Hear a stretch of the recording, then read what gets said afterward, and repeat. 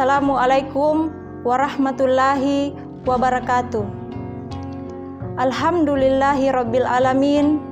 Assalatu wassalamu ala rasulillah habibina Muhammad sallallahu alaihi wasallam. Segala puji bagi Allah yang telah memberikan kita nikmat kesehatan sehingga pada hari ini kami bisa menyapa anak-anakku sekalian yang ada di rumah, terkhusus siswa muslim SMP Negeri 1 Beo. Apa kabar kalian hari ini? Alhamdulillah, luar biasa, tetap semangat, Allahu Akbar. Anak-anakku sekalian, hari ini adalah pertemuan pertama kita di semester ganjil tahun pelajaran 2020-2021 di mata pelajaran pendidikan agama Islam. Sebelum kita memulai kegiatan belajar kita, marilah kita mengawali dengan berdoa. A'udzubillahi minasyaitonirrajim. Bismillahirrahmanirrahim. Rabbi sidni ilman warzuqni fahman. Ya Allah, tambahkanlah kepada kami semua ilmu pengetahuan dan berikanlah pemahaman kepada kami. Amin. Anak-anakku sekalian, marilah kita menyaksikan materi yang akan Ibu paparkan. Anak-anakku sekalian, materi kita pada hari ini adalah hidup tenang dengan kejujuran, amanah, dan adil.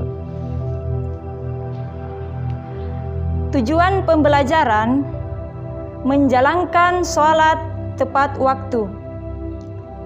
2. Membiasakan berperilaku jujur dalam setiap perkataan dan perbuatan.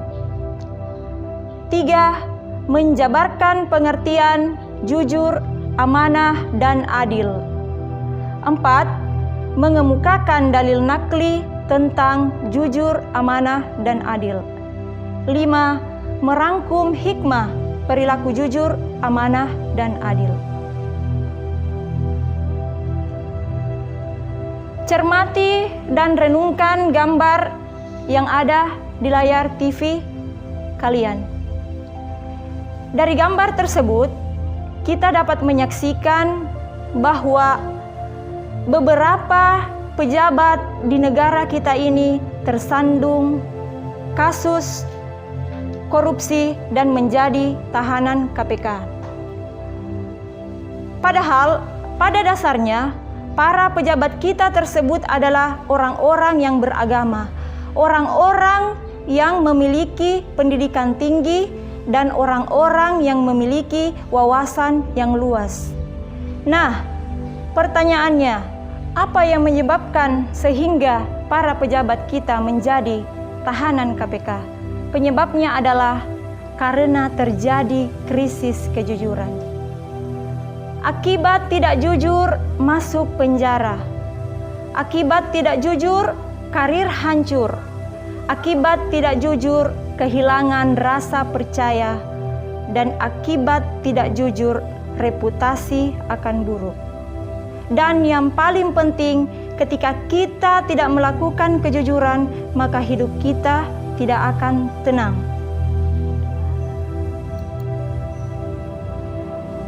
Mari anak-anakku sekalian, kita berperilaku jujur. Karena orang yang berani jujur adalah orang yang hebat, karena dia berani mengungkapkan kebenaran sesuai dengan hati nuraninya. Apa itu jujur? Jujur adalah kesesuaian antara perkataan dan perbuatan. Apa yang diucapkan memang itulah sesungguhnya yang diperbuat. Jadi adanya kesesuaian antara apa yang kita ucapkan dengan apa yang kita perbuat. Kejujuran erat kaitannya dengan hati nurani.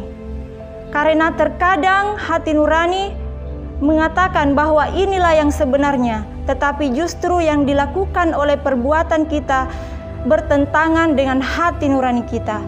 Nah, Apabila terjadi hal tersebut, maka itulah yang dinamakan dengan dusta atau berbohong, lawan kata dari jujur. Mengapa kita perlu jujur di dalam kehidupan kita? Karena di dalam kehidupan ini membutuhkan yang namanya keharmonisan dan keseimbangan di dalam hidup. Ketika kita tidak mampu berperilaku jujur, maka akan terjadi kecurangan, maka terjadi sifat merugikan antara sesama manusia. Ada hak-hak orang lain yang terzalimi karena akibat dari perilaku kita yang tidak bisa berperilaku jujur. Sehingga terjadilah ketidakseimbangan di dalam hidup ini, sehingga tidak bisa tercipta keharmonisan di dalam kehidupan bermasyarakat. Anak-anakku sekalian yang dirahmati Allah Subhanahu wa Ta'ala, di dalam Al-Quran Surah Al-Baqarah ayat 42 yang berbunyi, A'udzubillahi minasyaitonirrajim, Bismillahirrahmanirrahim, wala talbisul haqqa bil batil wa taktumul haqqa wa antum ta'lamun. Dan janganlah kamu campur adukan kebenaran dengan kebatilan, dan janganlah kamu sembunyikan kebenaran sedangkan kamu mengetahui. Nah, di dalam Al-Quran Surah Al-Baqarah ini sudah jelas Allah berfirman, Allah melarang kita untuk menyembunyikan suatu kebenaran. Karena ketika kita menyembunyikan suatu kebenaran, maka ada hak-hak orang lain yang kita zalimi.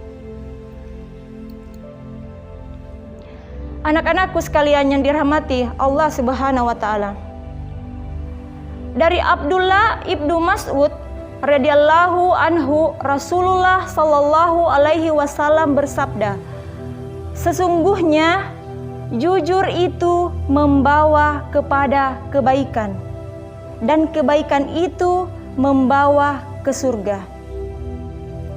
Dari hadis ini menjelaskan bahwa betapa perilaku jujur itu membawa kita kepada kebaikan, dan ketika kita melakukan kebaikan, maka Allah menjanjikan kita surga sebagai balasannya.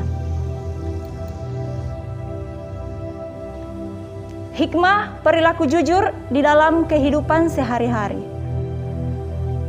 Ada beberapa hikmah yang bisa kita dapatkan apabila kita terbiasa melakukan perilaku jujur. Yang pertama, mendapatkan kepercayaan dari orang lain, sehingga ketika kita ingin melakukan hubungan kerjasama dengan orang lain, karena orang lain tersebut sudah mengenal kita, terbiasa melakukan perbuatan jujur atau perkataan jujur, maka hubungan kerjasama dengan orang lain akan mudah terjalin. Yang kedua, dalam hal bergaul, kita akan mudah mendapatkan banyak teman. Karena dimanapun kita berada, kita tidak pernah merugikan orang lain atau membuat orang lain terluka karena ucapan yang kita lakukan tidak benar. 3. Mendapatkan ketentraman hidup karena kita tidak memiliki kesalahan terhadap orang lain. Jadi hikmah yang ketiga ini adalah di mana kita bisa hidup dengan tenang, karena kita tidak melakukan kesalahan terhadap orang lain. Anak-anakku sekalian yang dirahmati Allah Subhanahu wa Ta'ala, materi kita selanjutnya adalah mari berperilaku amanah. Amanah artinya terpercaya. Berarti pesan yang dititipkan kepada kita disampaikan kepada orang yang berhak menerimanya. Jadi, ketika kita dititipkan suatu pesan, maka sepatutnya lah pesan itu kita sampaikan kepada orang yang berhak menerimanya. Macam-macam dan bentuk amanah ini dibagi ke dalam 3 bentuk. Yang pertama, amanah terhadap Allah Subhanahu wa taala meliputi melaksanakan perintah dan menjauhi larangannya. Di dalam Al-Qur'an banyak terdapat firman Allah yang menunjukkan tentang bagaimana kita manusia melaksanakan perintahnya dan menjauhi larangannya. Yang mana contoh yang diperintahkan oleh Allah di dalam Al-Quran, yaitu melaksanakan sholat, zakat, puasa, haji, dan ibadah-ibadah lainnya yang terkait hubungan kita kepada Allah ataukah hubungan kita kepada sesama manusia. Selanjutnya, amanah Allah kepada kita yaitu menjauhi larangannya. Sebagai contoh, di dalam firman-Nya larangan untuk melakukan perzinahan atau seks bebas di kalangan remaja. Itu sudah jelas Allah berfirman di dalam Al-Quran, haram untuk mendekati perbuatan tersebut. Dan ketika sesuatu sudah diharamkan, maka balasannya adalah neraka. Selanjutnya, amanah terhadap sesama, yaitu meliputi menyampaikan kepada yang berhak ketika ada titipan yang dititipkan kepada kita. Yang ketiga, amanah terhadap diri sendiri. Allah Subhanahu wa taala telah menciptakan kita manusia, makhluk yang paling sempurna di antara makhluk ciptaannya yang lain. Oleh karenanya, kita sebagai manusia harus menjalani hidup dengan memelihara dan menggunakan segenap hidup kita dan kemampuan kita untuk kesejahteraan dan kebahagiaan kita.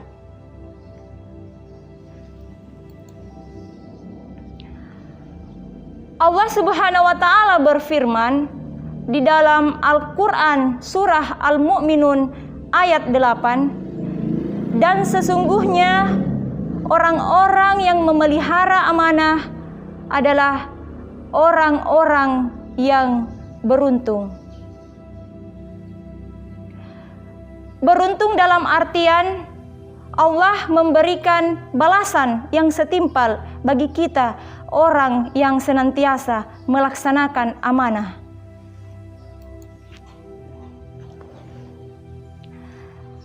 Adapun hikmah perilaku amanah yaitu dipercaya orang lain, mendapatkan simpati dari semua pihak, dan hidup akan sukses dan dimudahkan oleh Allah Subhanahu wa taala. Ketika kita di dalam keseharian kita terbiasa melaksanakan amanah atau bertanggung jawab, maka menjalin hubungan dengan orang lain akan mudah. Dimanapun kita berada, maka kita akan mudah mendapatkan tempat di hati teman-teman kita, saudara-saudara kita, atau sahabat-sahabat kita, karena kita adalah orang yang bertanggung jawab, orang yang senantiasa amanah ketika mendapatkan pekerjaan atau mendapatkan tugas yang diberikan.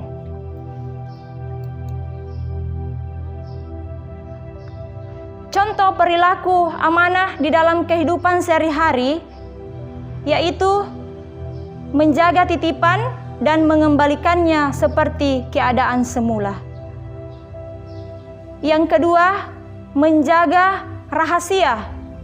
Apabila ada orang yang berkeluh kesah, ada orang yang menceritakan tentang persoalan kepada kita, maka kita senantiasa menjaga rahasia. Yang ketiga, tidak menyalahgunakan jabatan.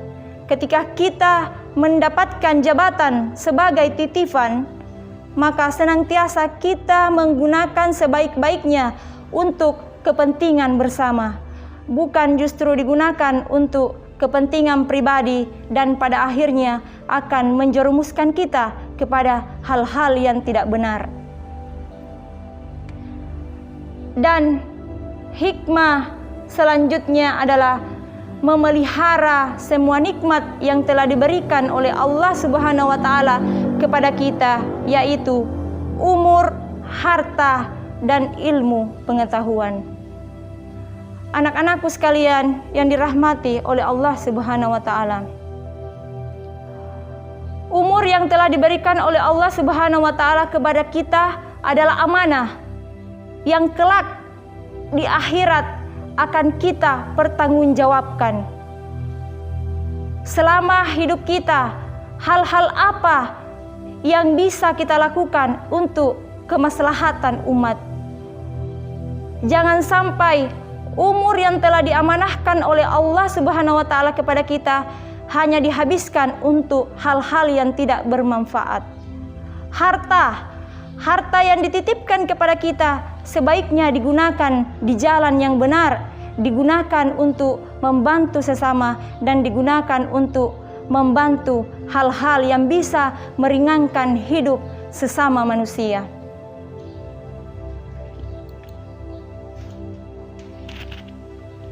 Materi kita selanjutnya adalah pengertian adil.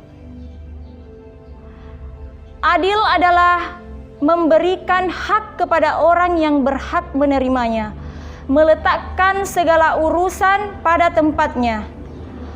Orang adil adalah orang yang memihak kepada kebenaran, bukan berpihak kepada pertemanan, persamaan suku, maupun bangsa. Adil bukan berarti harus seimbang. Adil bukan berarti harus sama rata. Sebagai contoh perilaku adil di dalam kehidupan sehari-hari, sekolah maupun dalam kehidupan bermasyarakat. Yang pertama, ketika orang tua memberikan uang saku kepada anaknya, maka orang tua mempertimbangkan dari segi kebutuhan. Anak yang bersekolah di SD, uang saku yang diberikan akan berbeda dengan anak yang bersekolah di SMP karena adanya kebutuhan yang berbeda. Yang kemudian, adil di lingkungan sekolah, bagaimana kita bisa berlaku adil kepada teman-teman kita.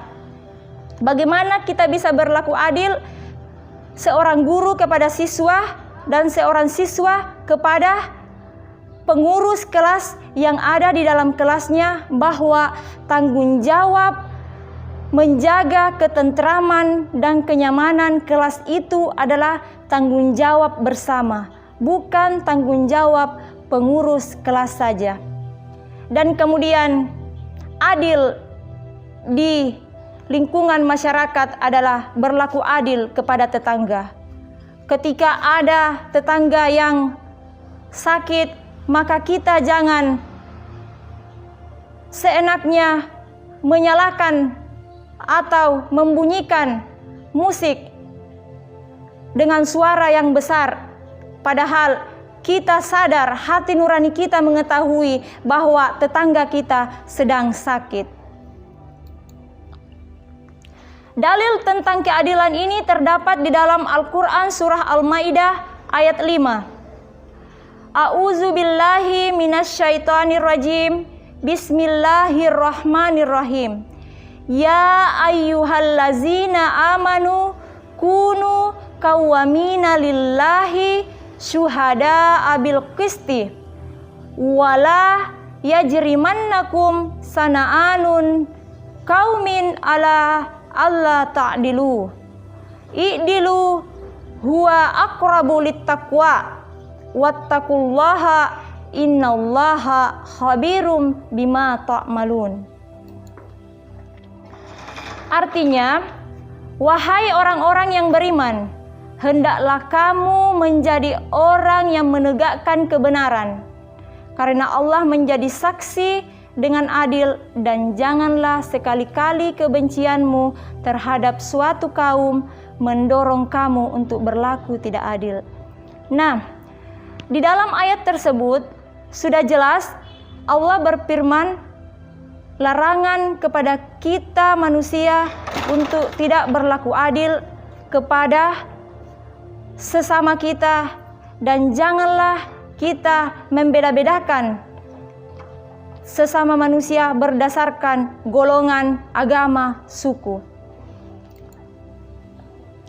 Anak-anakku sekalian yang ada di rumah, tugas kalian pada hari ini adalah: 1. Jelaskan pengertian jujur, amanah, dan adil. 2. Jelaskan hikmah dari kebiasaan berperilaku jujur, amanah, dan adil. Yang ketiga, cari 3 dalil di dalam Al-Quran yang menjelaskan perintah untuk berperilaku jujur, amanah, dan adil. Anak-anakku sekalian yang ada di rumah, cara mengumpulkan tugas melalui 2 cara. Yang pertama, kirim tugas melalui nomor WA yang tertera di layar TV Anda. Yang kedua, kumpulkan tugas ke guru mata pelajaran yang bersangkutan. Demikianlah kegiatan pembelajaran kita pada hari ini. Assalamualaikum warahmatullahi wabarakatuh.